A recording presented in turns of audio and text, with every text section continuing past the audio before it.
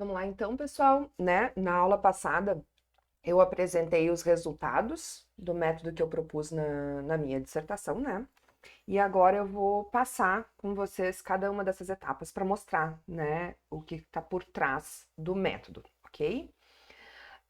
Então, só relembrando, né, a nossa sistemática, né, que são os 6 passos.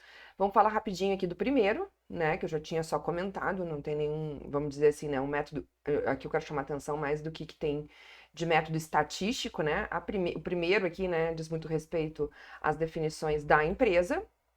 A primeira questão, né, então só dizendo quem é a nossa população-alvo, né, então para quem que a gente está construindo esse modelo, que são clientes de uma rede de farmácias que tem cartões, que tem, né, unidade no Rio Grande do Sul e usa o cartão para financiar os produtos da empresa, tá?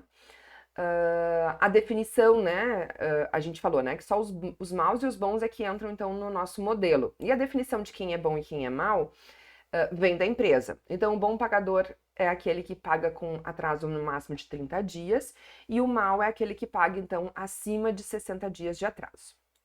Beleza? Segundo passo, então, da nossa sistemática, que a gente vai comentar, então, é a seleção da amostra, né? E aqui a gente vai entender quais são as variáveis que a gente vai trabalhar e como a gente vai dividir a nossa amostra em 2 grupos, né? Um para treinar, para construir, né? Analisar o modelo, e o outro para fazer o teste, né? Então, a gente tem aqui, né? Aqui eu falei para vocês também, né? Quais eram as variáveis que tinham disponíveis, qual é o horizonte dos clientes, que os clientes têm que ter em torno de 12 meses, né? De 12 a 24 meses, é o que a bibliografia indica. E aqui a gente estava pegando de 12 a 19 meses, né? Porque foram clientes, então, a gente tirou essa base em julho de 2007. Então, eram clientes incluídos de dezembro de 2005 a junho de 2006. Então, os clientes tinham, né, esse tempo, então, né, passado para poder né, visualizar o status, né, de bom ou mau pagador. Uma parte inicial que foi o tratamento das variáveis, eu vou mostrar para vocês ali, né, que tem variáveis que eram digitadas, tipo profissão e cidade de nascimento. Isso era um problema bem grande, então isso vai refletir depois lá no último passo, onde vira uma indicação para a empresa, né, de que esses campos sejam obrigatoriamente preenchidos, mas que o preenchimento não seja por digitação, e sim por escolha de profissões e cidades disponíveis no sistema. A idade, a gente viu que tem menores de 18 anos e até negativo. No final das contas, vocês vão ver ali que eu acabei deixando acima de 16, né? Porque dizem, né? Isso depende da empresa. Se ele for emancipado, pode dar crédito com menos de 18 anos, então é uma decisão né, de crédito da empresa.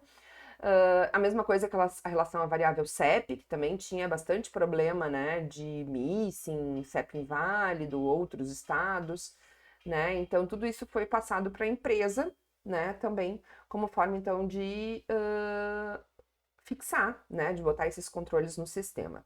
Aí nós vamos falar, então, também, né, que a nossa amostra foi trabalhar somente com os maus e os bons, e que foi dividido, então, entre 2 amostras, tá? 80 a 20, nós vamos mostrar elas daqui a pouquinho. Então, primeiro, só para chamar a atenção de vocês, né? Aqui está a distribuição, então, que eu já tinha mostrado ali atrás, né? Dos bons e dos maus, que a gente vai trabalhar só, né, com esses para a construção do modelo.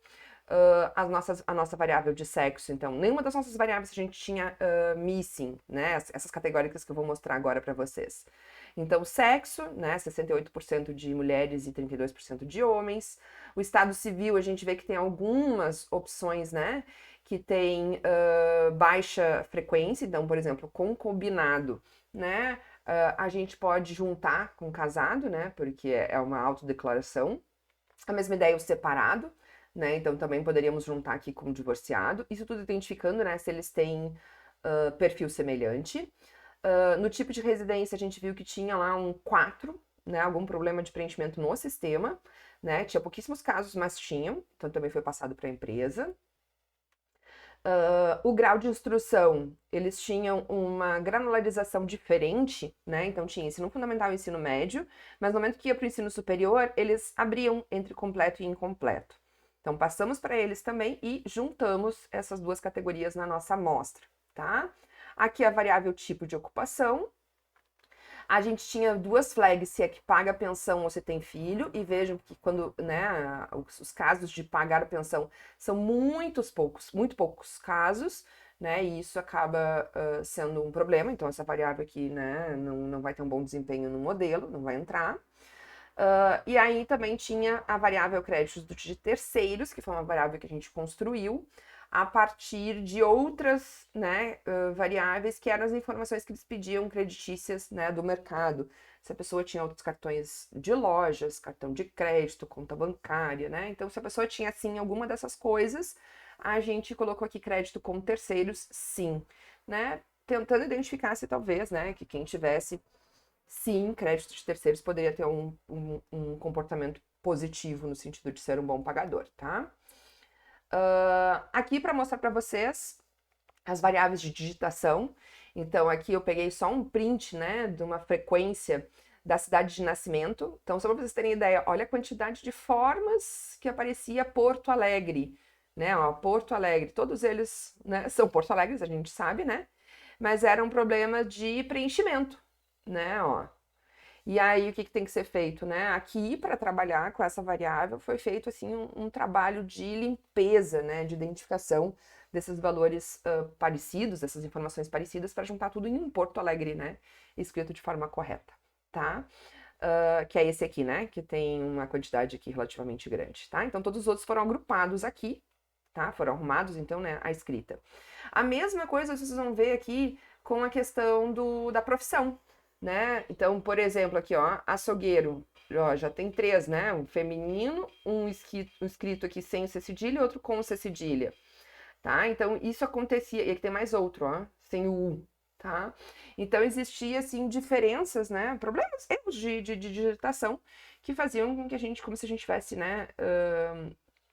Classes, valores para variável diferente. Então, tudo isso teve que ser trabalhado e sugeriu-se para a empresa que esses dois campos não fossem mais preenchidos e sim selecionados, ok? Bom, depois, né, de arrumado, então, essas variáveis, entender como elas se comportam, tá? A gente vai, então, para a divisão das nossas amostras, né? Treino e teste, ou análise e teste, tá?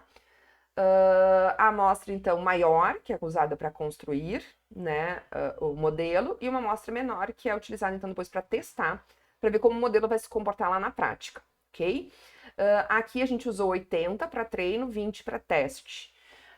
Biografias indicam valores tipo 80-20, 70-30, até 60-40, tá? Então, vocês vão ver isso por aí, né, nos artigos.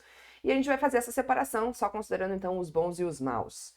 Então, aqui eu só vou mostrar para vocês, né, um printzinho do caminho que eu fiz lá no SPSS, né? Vocês vão ver que aqui eu vou mostrar algumas saídas do SPSS, né? Porque foi o software que eu utilizei para fazer a minha dissertação. Mas daqui a algumas aulas, assim que a gente terminar de passar por todo o método, né, que eu vou chamar a atenção para vocês, mais umas 2 aulas, a gente vai pro R, né? Mostrar um exemplo lá no R. E eu tô lá garimpando, né? Já falei isso pra vocês, né? Abri meu coração, tô aqui então deixando gravado isso, né? De que sim, eu tenho uma certa dificuldade no uso do R, não é um software que eu, né, me sinta totalmente à vontade, mas sei que é necessário isso, né, pra minha vida profissional, e sei que é importante para vocês, né, alunos, que é o software que vocês mais usam. Então eu vou, né, na medida do possível, trazendo, né, o que eu consegui descobrir de todo, né, o uso do método, que a gente vai estar olhando passo a passo nessas próximas aulas, lá no R. Mas já vi aqui, então vocês vão ver, né, que esse passo a passo aqui do SPSS é um monte de telinhas, tá? Aqui eu dei um cortezinho só para chamar a atenção do que eu queria falar para vocês, né, que a gente tem lá no SPSS um menuzinho, né, uma disponibilidade, então, de uma função lá, que seleciona a amostra, e aqui o que a gente está fazendo é uma amostra estratificada, né? Então a gente quer 80%, que vão ser o nosso grupo de treino, né? De análise. E eu quero ele estratificado pelo tipo de cliente bom e mal, e uma amostragem, então, sem reposição. Então, só trouxe aqui para chamar a atenção do que eu fiz, né, nesse meio do caminho. E aqui o resultado, né? Então, mostrando que a gente tem em torno de 70. Aqui a gente tem, né, 70-30, que é a divisão entre treino e teste. E mais ou menos essa divisão também é, né, o que apareceu lá no final das contas como a proporção de bons e maus, né? Então, no total, em torno de 70% de bons e 30% de maus, e isso, né, como a gente pediu uma amostra certificada, ficou mais ou menos isso lá dentro das duas amostras, ok? Esse passo a passo aqui, lá no R, já vi que é bem simples, tá? Ou seja, aos pouquinhos eu estou me conscientizando, me conformando, né? E aceitando e vendo isso como um ponto positivo de migração, que o R realmente é muito mais simples, né? Uma linha de comando a gente faz a amostra, tá? Isso eu já vi, a gente vai ver então nas próximas aulas. Beleza. Tirada então a amostra, dividida a nossa amostra, a gente começa então a trabalhar nas nossas variáveis, que eu chamo aqui de análise preliminar. Então é preparar as variáveis para a próxima etapa, que é a construção do modelo, que vai ser a nossa próxima aula, a gente vai falar dessa etapa aqui.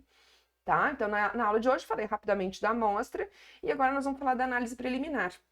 Né? Então, o que a gente precisa fazer nas nossas variáveis, que tipo de preparação a gente precisa fazer nas nossas variáveis antes de construir o modelo, tá? Para que elas possam ser utilizadas, então, no modelo.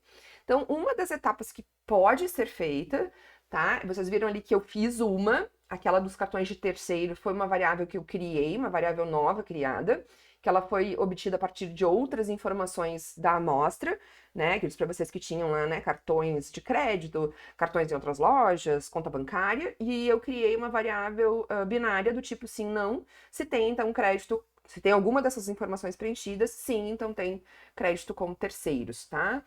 E aqui eu trouxe um caso, não é o caso da minha dissertação, mas é um caso, então, que eu achei, né, na internet, e que eu achei interessante para chamar, né, para vocês, né, chamar a atenção aqui para vocês,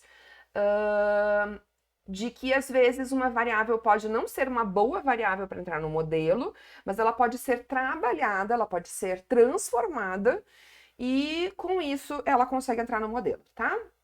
Então, primeiro, só vou chamar, é a relação entre duas variáveis, uma delas é a idade, tá?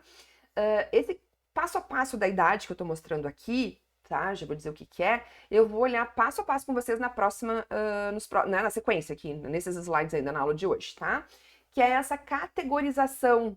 Alguém vai dizer assim, como assim? Tu tem a idade? Sim, temos a idade, tá? Na verdade, tá?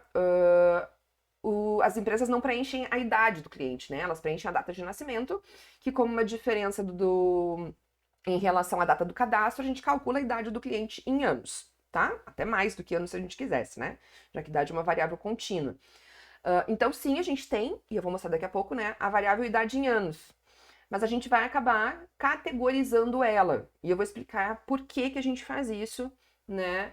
Principalmente nos modelos de crédito, mas em outros modelos onde também, né, a idade tem esse comportamento de oscilação, né, com relação à variável de desfecho, é importante a gente categorizar, né, para diminuir perturbações no modelo, tá? Mas a gente vai olhar isso mais para frente.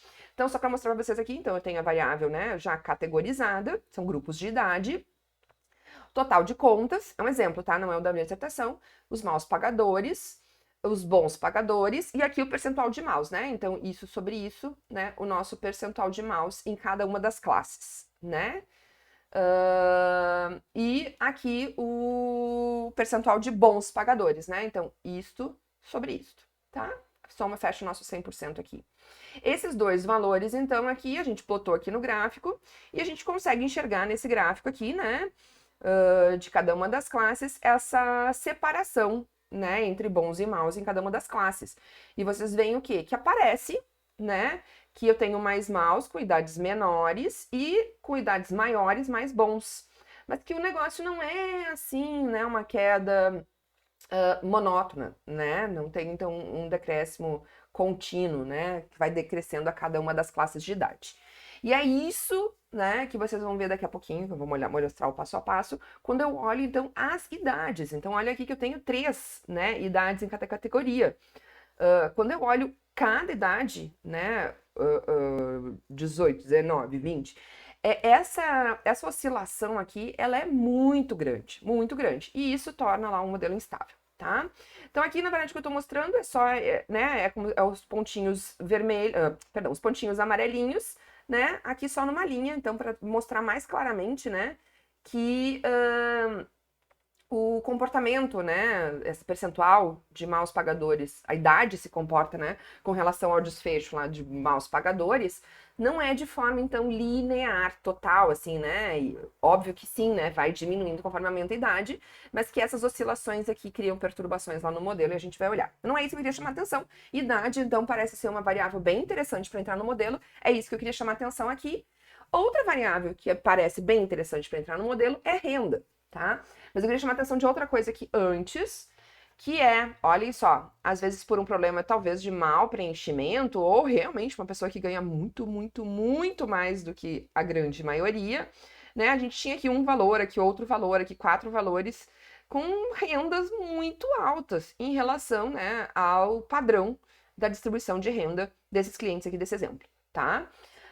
E aí, se eu for fazer, então, aquela separação, aquele gráfico, né, onde eu separo aqui, né, os bons e os maus, vejam que tá praticamente só aqui, né, eu não consigo nem enxergar como se comportam. Então, uma primeira opção aqui é a gente categorizar. Então, ó, acima de 150, né, a sugestão aqui desse autor, né, esse autor utilizou, acima de 150, ele colocou tudo numa classe, né, então aqui a divisão dessa classe, não, a divisão dessa classe aqui para cima, 150 para cima, tá tudo junto aqui. E aí sim eu consigo ter uma ideia, né, do comportamento da renda e a proporção aqui de bons em relação a maus, né? Aqui olhando, então, né, que nem a gente viu ali no gráfico da idade, a proporção de maus em cada uma das classes de renda, né, parece da mesma forma, de forma geral, né, que com rendas menores eu tenho mais maus e conforme vai aumentando a renda, diminui então essa proporção, ou seja, diminui o risco de mau pagamento, né, com exceção aqui desse aumento aqui para as rendas muito grandes, ok? Bom, até aí parece então, né, tratando essas oscilações aqui para a questão da estabilidade do modelo que a gente vai ver na frente, parece que renda pode ser uma variável boa a ser utilizada. Mas temos um problema. Idade e renda são variáveis bastante correlacionadas, né? Então aqui o autor identificou uma correlação de 0,76. Por quê? Porque renda é uma função dos anos de experiência de um profissional que está relacionado à idade, né? E por isso nós temos um problema de multicoliniaridade, né? Importante aqui, que pode, então, né, de novo, causar uma perturbação no modelo e talvez a renda caia fora, né? Por causa disso, pela colinearidade com a idade, se a idade estiver no modelo, ok?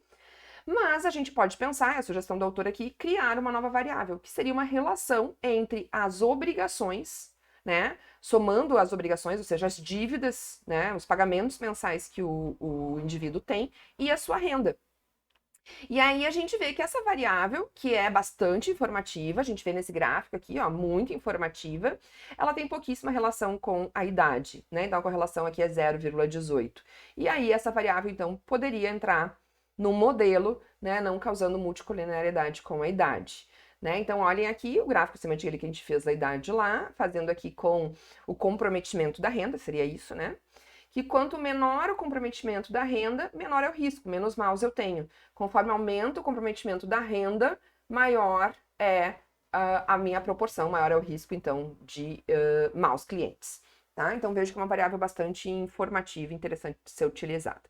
Tá? Então, vejam que eu consigo aproveitar variáveis que talvez no primeiro momento não seriam, né, seria um problema, né, apesar da renda ser informativa, mas seria um problema pela questão da multicoliniariedade. Se eu tiver as informações das obrigações, eu posso obter, então, essa transformação, que é o comprometimento da renda, tá? Seguindo ainda nessa etapa, a gente vai falar de agrupamento das variáveis. Então, a gente vai voltar no exemplo aquele da idade, agora eu vou olhar, então, especificamente o exemplo, então, da minha dissertação, tá? Olhando o porquê e como fizemos o agrupamento da idade, tá? Esse agrupamento, na minha dissertação, foi feito a partir do cálculo do risco relativo, tá? Mas existem outras formas. Uma outra medida bastante utilizada é o WOE, que é o peso da evidência. Eu não cheguei a usar na minha dissertação, mas é bastante utilizado e eu trago aqui na sequência mostrando para vocês, que na verdade ele é obtido a partir do risco relativo, ok?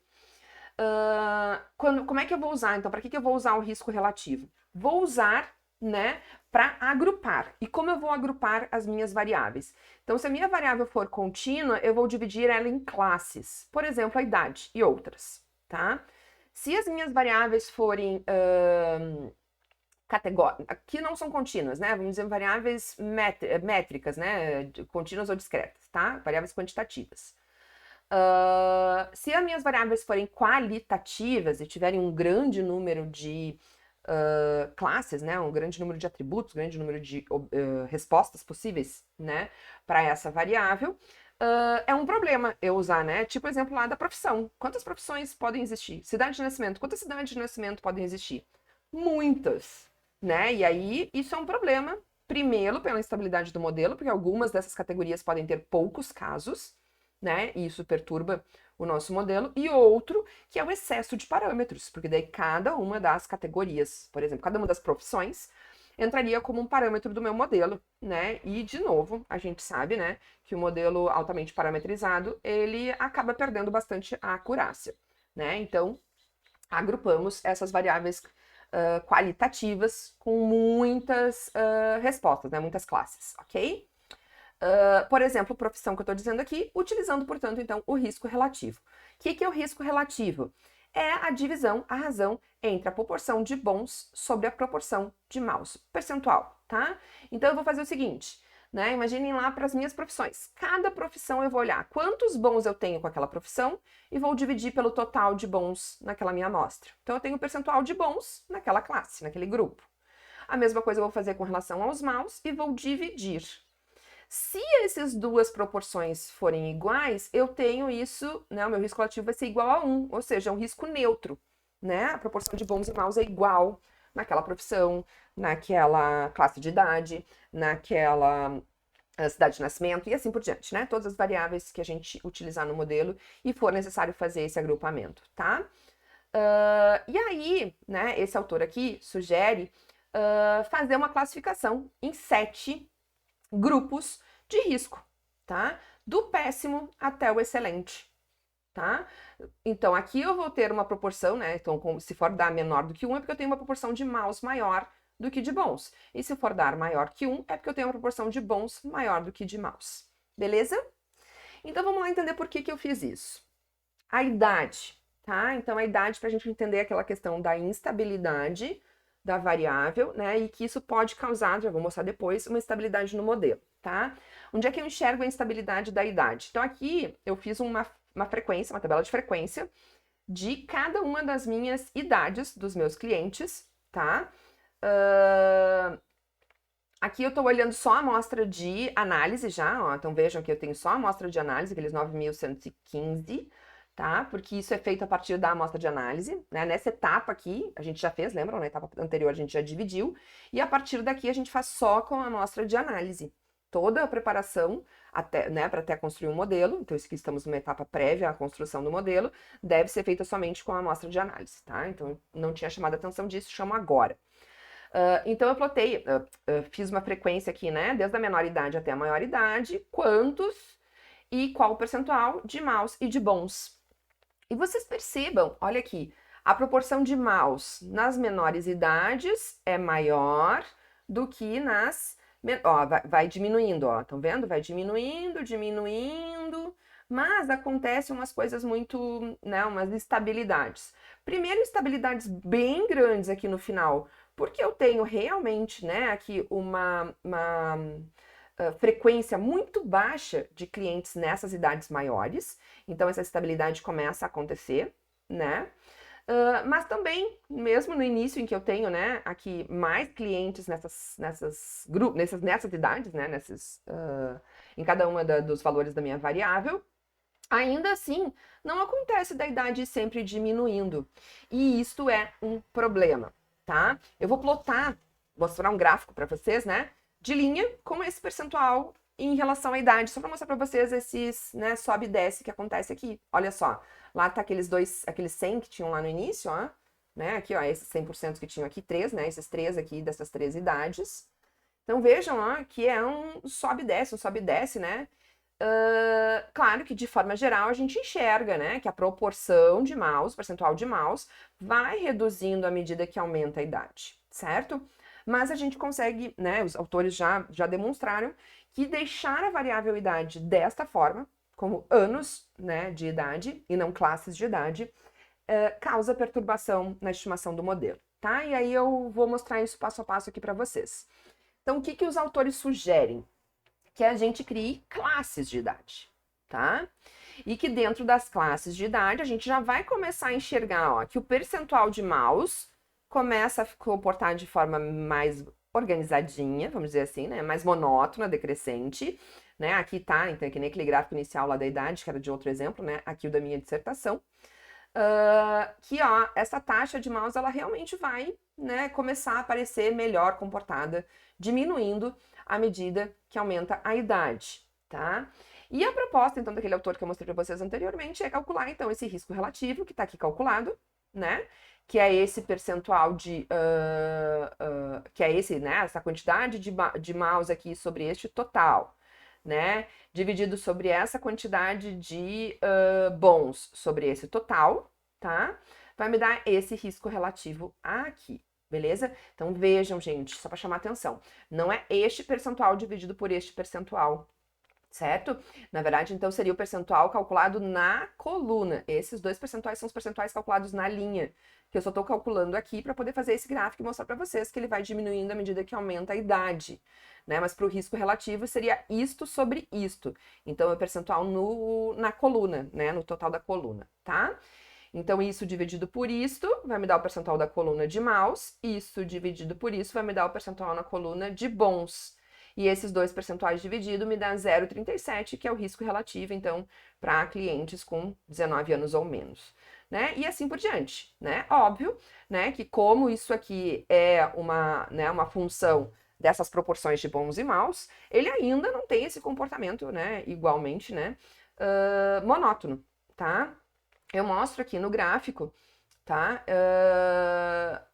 O risco relativo das idades individuais, não é este aqui, certo? Então, eu não plotei esse risco relativo aqui.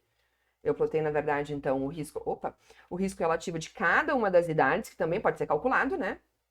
É só a gente voltar nesse gráfico, nessas dados aqui, ó, e calcular 8 sobre isto, 6 sobre isto, e divida essas duas proporções. Eu vou ter o risco relativo, então, para cada uma das nossas idades, de 16 até 93, e foi isso que eu calculei e plotei neste gráfico aqui, tá? Então, só para explicar de onde é que saiu este gráfico, tá?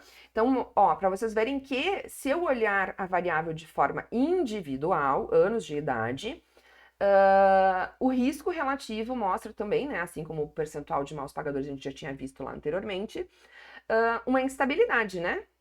Ok? Mas, de forma geral, a gente está vendo que o risco relativo vai aumentando à medida que passa a idade. Mas não é monótono, certo? Não é esse crescimento, né, organizado.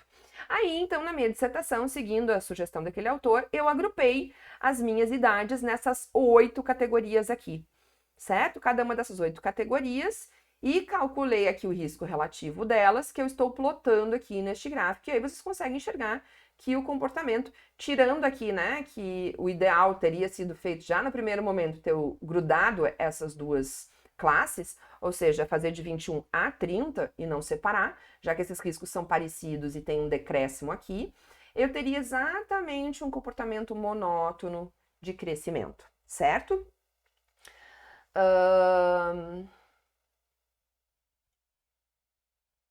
Só para mostrar para vocês que essa junção aqui entre as duas idades, né, entre essas duas classes aqui, né, que tem risco parecido, né, e para não ter essa queda, acaba que o modelo na minha dissertação, né, automaticamente sugeriu, né, como a gente identifica, né, por causa da estimação dos parâmetros da regressão, que é ideal a gente juntar, né? Isso eu identifiquei lá na hora de construir o modelo.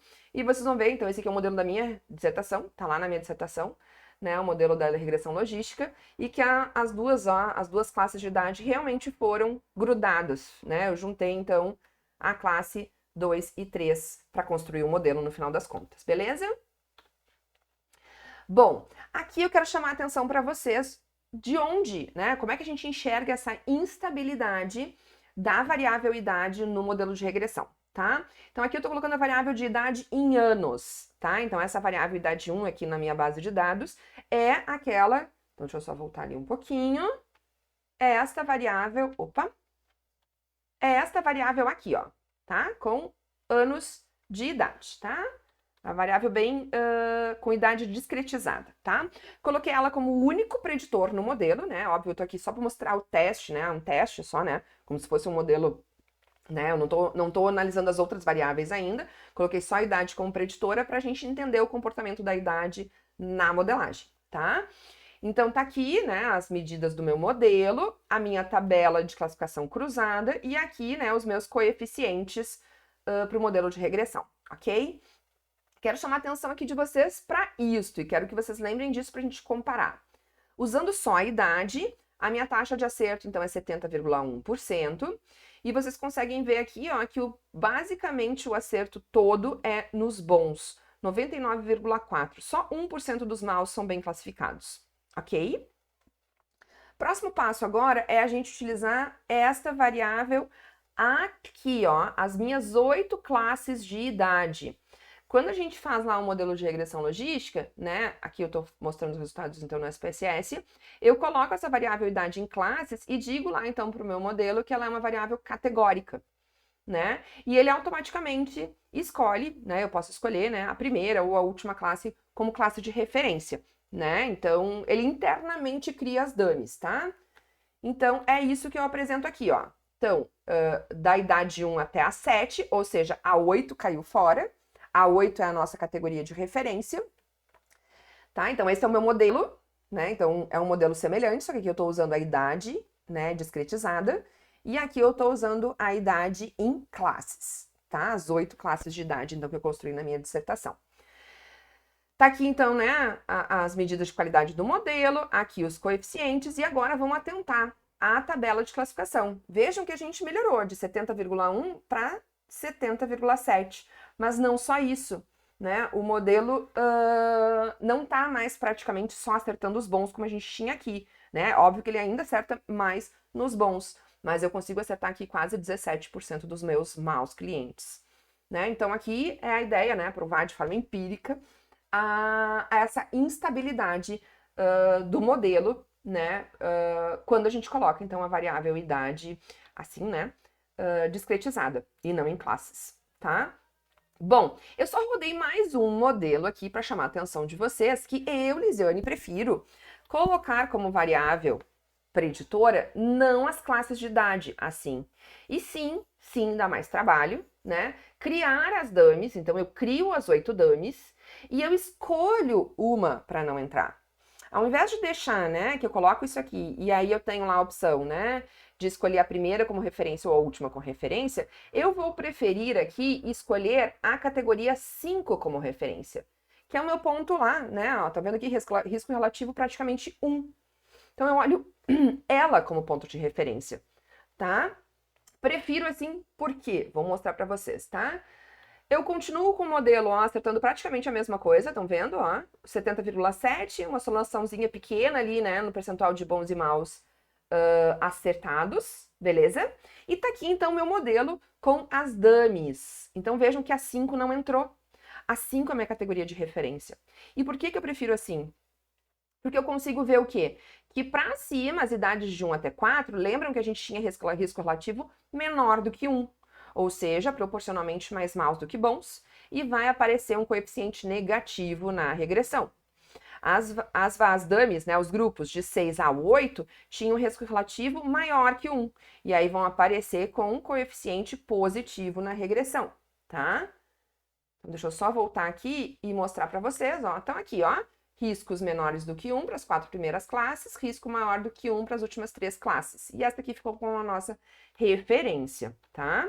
Então, eu prefiro assim, porque fica mais fácil de enxergar, né, como está se comportando o meu modelo com relação às variáveis preditoras, né, que eu estou olhando só a idade, né, é bem para vocês conseguirem entender, né, como acontece a modelagem depois com um monte de variáveis, né, a regressão logística, ela é muito utilizada no mercado, porque é mais fácil de explicar, né, para quem não é da área da estatística, e por isso eu ainda assim, né, mais um motivo para eu escolher usar as dummies e tirar a dummy que tiver comportamento neutro do modelo para ser a classe, né, de referência.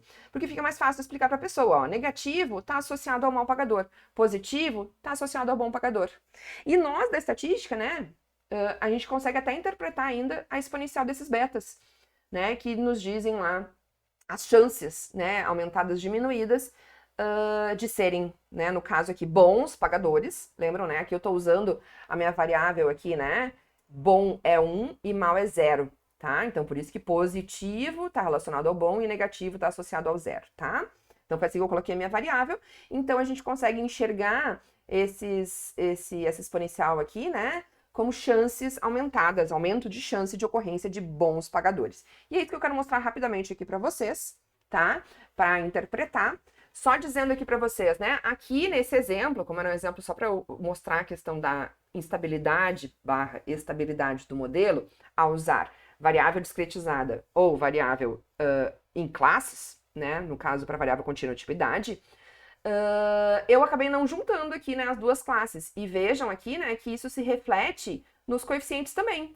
Né? Eu esperaria que esses coeficientes, aqui no caso, né, fossem aumentando, e aqui a mesma coisa, fossem aumentando. E isso não aconteceu aqui, né? Porque a gente tinha aquele aumentinho lá, né? A idade 2 tinha mais, o risco era maior do que a idade 3, né? Então, por isso. Aqui só pra gente explicar, né? Eu não sei se todos vocês já viram regressão logística, então eu queria só chamar a atenção, né, de um valor. Eu tô olhando esse valor aqui em específico, 3,34, pra gente saber de onde é que ele saiu e como a gente interpreta, tá?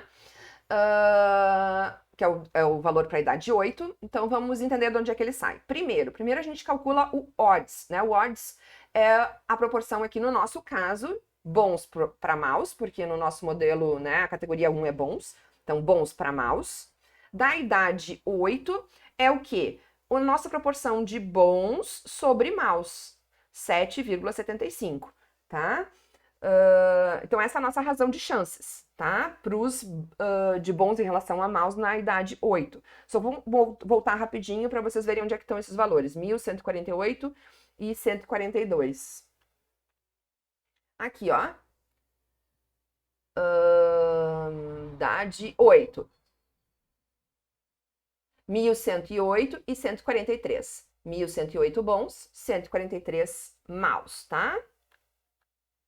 É 1.108, ó. Então, já tenho que arrumar isso aqui, depois eu vou arrumar na hora de postar, tá? Mas o valor, eu até vou conferir também, né? O valor tá certinho, eu não, calculei com 1.108, mas coloquei aqui 1.148, tá? Então, 1.108 por 143 é o odds, então, para a idade 8. Se eu calcular o odds para a idade 5, que é a idade do grupo de referência, eu vou ter 656 por 283. Ó, idade 5. Tá aqui, ó, 656 por 283, né? Tá aqui 2,32. Se eu fizer a razão entre essas duas chances, né, o nosso odds ratio aqui, eu vou chegar em 3,34, que é o nosso 3,34 que aparece aqui, né? Se a gente pegar o logaritmo, né, porque eu tirei exponencial, então se eu pegar esses valores e tirar exponencial, eu chego neles. Se eu tirar esses valores, pegar esses valores e aplicar o logaritmo, eu volto para esses. Então, só para mostrar que se eu pegar o logaritmo natural de 3,34, eu vou chegar em 1,206, que é o coeficiente, né, o nosso beta aqui, da regressão para a idade 8, tá? Então, é o nosso B. E como é que eu interpreto 3,34?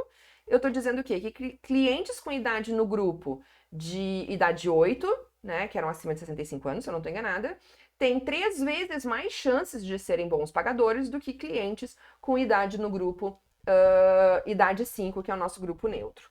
Então, se eu voltar aqui rapidamente, o que eu estou dizendo é, clientes com idade acima de 60 anos têm 3 vezes mais chances de serem bons pagadores quando comparados com clientes de 36 a 40 anos, tá? Então, eu prefiro o modelo assim. Primeiro, né, gente? Só meu gosto tá ficando gigante, né? Mas só para chamar a atenção. De que idade, né, de forma numérica, né, contínua, discretizada, tem esse problema de instabilidade que a gente verificou aqui, então, a gente já tinha visto lá de forma descritiva no gráfico, vimos aqui na hora como ela se comporta no modelo, e por isso é indicado que ela entra em classes. E eu prefiro botar ela em dummies, porque aí eu consigo escolher a categoria de referência aqui, como eu escolhi a 5, beleza?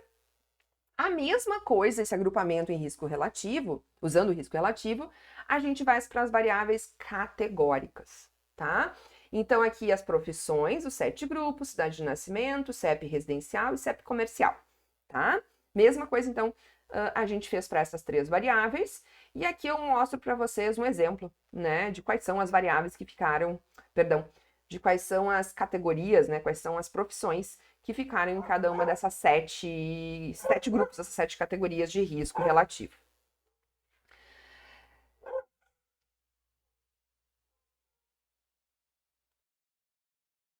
Seguimos aqui então, né? Eu só dei uma paradinha no vídeo porque estavam os cachorros fazendo barulho.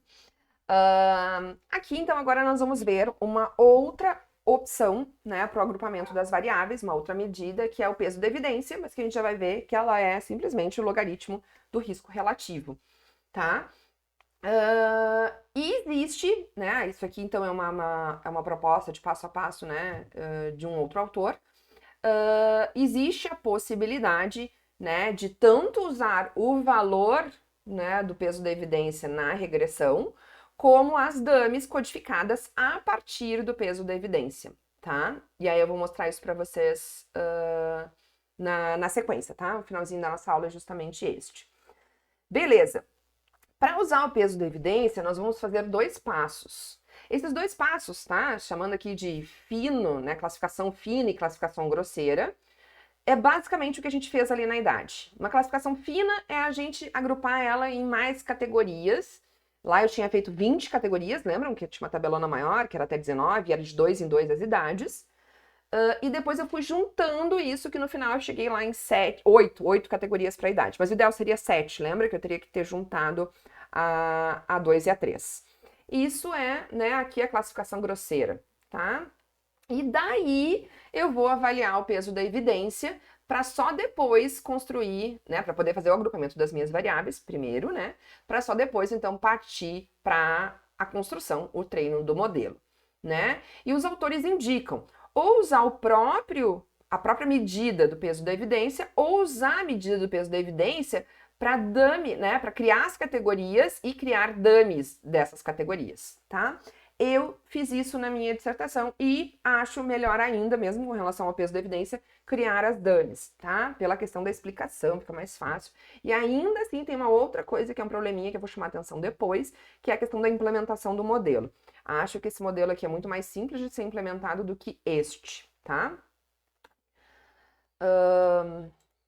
Seguindo, então, né, ali, né, a fina e classificação grosseira, isso que eu disse, né, a primeira, então, nós vamos criar classes de 10 a 20 classes, tá, para a nossa variável. Então, pensando aqui numa variável contínua, uma variável métrica, tá? Em seguida, a gente vai calcular o peso da evidência de cada uma dessas categorias, cada uma dessas classes. E na sequência, nós vamos combinar as classes com valores de peso da evidência parecidos, tá? O 10, 20 aqui, né? Em geral, são utilizadas 10, 20 classes, bins, né? Que é o nome que aparece tanto no R quanto no SPSS, tá? Deve ter pelo menos 5% dos casos, tá? O número de bins vai determinar essa suavização. Então, se eu tiver bem menos, eu vou enxergar aquela suavização. Lembram lá do gráfico do risco relativo ser monótono, crescente ou decrescente? Essa é a ideia, né? Porque se a gente tiver bins com menos de 5% dos casos, pode não ser, então, uma imagem verdadeira da distribuição dos dados na população e isso levar a uma instabilidade do modelo, ok? Tipo o exemplo ali da idade que eu tinha mostrado para vocês, quando eu olhava a idade discretizada.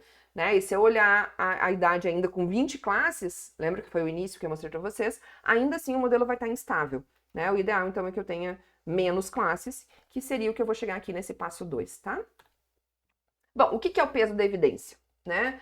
O peso da evidência vai informar o poder preditivo de uma variável preditora, uma variável independente, em relação à variável dependente. Né? Então, meu objetivo é identificar o peso, né, o poder preditivo da idade, da profissão, do sexo, da instrução, o que quer que seja as minhas variáveis preditoras em relação à variável bom mal pagador, né? Nos modelos de credit score, então, ela é, né, uma medida do quanto aquela variável consegue separar bons e maus clientes, tá? Como é que é calculada? LN da proporção de bons sobre maus, da distribuição de bons sobre maus. Então, se a gente olhar, né, essa distribuição de bons e a distribuição de maus, que está dizendo aqui, né, o percentual de não eventos sobre o percentual de eventos, né, então, nada mais é, essa parte do meio aqui, que o risco relativo. Então, o peso da evidência é o ln, logaritmo natural, do risco relativo, tá? Aqui, só para mostrar que esse peso da evidência pode ser ajustado, né, somando aqui 0,5 na quantidade, né, de bons e de maus na classe, para que a gente não tenha divisão por zero, né? Porque se a gente tiver, né, uma divisão por zero aqui, a gente vai ter um problema que o peso da evidência não vai ser calculado, tá? Os passos, então, para calcular. Então, a primeira coisa é dividir lá, né, a nossa variável em bins, em grupos, né, em torno de 10 grupos. De 10 a 20 inicialmente, depois a gente pode ir juntando. Calcular tanto o número quanto o percentual de bons e maus em cada uma dessas classes, cada um desses grupinhos. Calcular o peso da evidência, que é o logaritmo natural, então, da divisão do percentual de bons sobre o percentual de maus, ou seja, é o ln do risco relativo. E vamos juntar, combinar classes em que o peso da evidência seja próximo. E, em seguida, criar as novas categorias e categorias finais, para essa variável, nova variável independente. Se a variável for categórica, né, tipo aquelas nossas lá de profissão, que eu mostrei um exemplo, né, de cidade de nascimento, a gente vai ignorar a etapa 1, né, porque eu não preciso dividir os meus dados em classes. E sim, eu vou olhar para cada uma das classes, que são os valores da minha variável categórica, cada uma das classes da variável, categorias, né, da nossa variável categórica. E por fim, a gente vai mostrar agora no nosso exemplo aqui como checar a correta combinação dos pesos de evidência, tá? Primeira coisa, se eu fizer um gráfico, eu devo enxergar que o peso de evidência deve ser monotônico, ou seja, crescendo ou diminuindo com as classes, tá? Então eu posso fazer um gráfico para verificar então essa linearidade no gráfico, tá? Vou mostrar para vocês daqui a pouquinho. E depois disso, eu vou executar uma regressão logística. Então, depois que eu executar a transformação, após a categorização, a gente vai executar uma regressão logística com a variável independente, usando os valores, né? Então, imaginem lá que eu criei os meus 8 grupos de idade, beleza? E para cada um dos grupos de idade, lembra que eu tinha lá o risco relativo? Vou pegar o ln daquele risco relativo.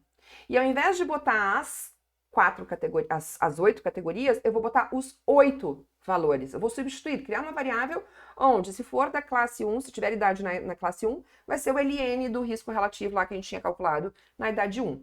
Então, eu vou colocar esta variável como variável preditora, e o que deve aparecer na estimação do meu modelo é que a inclinação do modelo deve ser 1, e o intercepto, né, o B0, então, deve ser o ln do risco relativo geral, né, que é a proporção total, no nosso caso aqui, de bons sobre maus, tá? E aí vamos mostrar isso para vocês. Se isso não aconteceu, fizemos algum problema no meio do caminho, tá?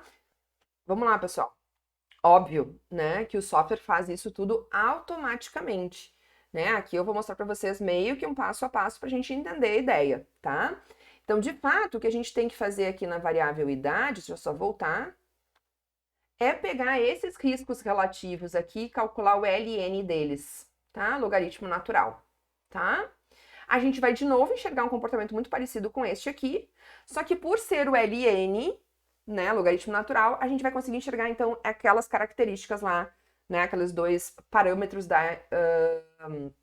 da regressão logística como os coeficientes dessa regressão logística com o peso da evidência, tá? Então, vamos lá. Tá aqui, tá? A primeira coisa que eu fiz, então, calculei o peso da evidência para cada uma das minhas idades, tá? Ó, então, desde aqui, né, eu vou estar desde o valor 16 que eu tinha lá, até o 92 que eu acho que eu tinha lá, calculei o peso da evidência. Lembra que eu tinha um risco relativo inicialmente? Calculei, então, o ln desse risco relativo. Depois, lembra que eu tinha calculado as minhas classes de idade, né? Que aí eu disse que eu tinha aquele risco relativo lá e eu calculei o ln. Ó, essa quedinha aqui é justamente aquele problema, né, que eu mostrei para vocês, que eu tinha um risco relativo aqui maior e aqui menor, né? Então, por isso que a gente tinha que juntar essas duas classes de idade 2 e 3, tá? Então, tá aqui o peso da evidência, então vejam, né, que é o comportamento mais bonitinho. E aqui, eu não cheguei a mostrar, mas depois eu posso mostrar ali para vocês. Esse é o peso da evidência, vamos dizer assim, é a classificação, binarização, tá? Bin, né? Aqui no SPSS, então, tem, né, e também tem lá no R depois, a gente vai olhar, que faz automaticamente todo esse passo a passo que tá ali, aqueles passos, né, de classificar, categorizar, criar as classes, calcular os percentuais, calcular o risco relativo, depois o peso da evidência, e depois juntar as classes parecidas, o software faz isso automaticamente pra gente, né? Então, aqui o SPSS criou 4 classes de idade, tá? A partir, então, do peso da evidência. E aí a gente enxerga realmente, né, essa monotonidade aqui de crescimento do peso da evidência, tá?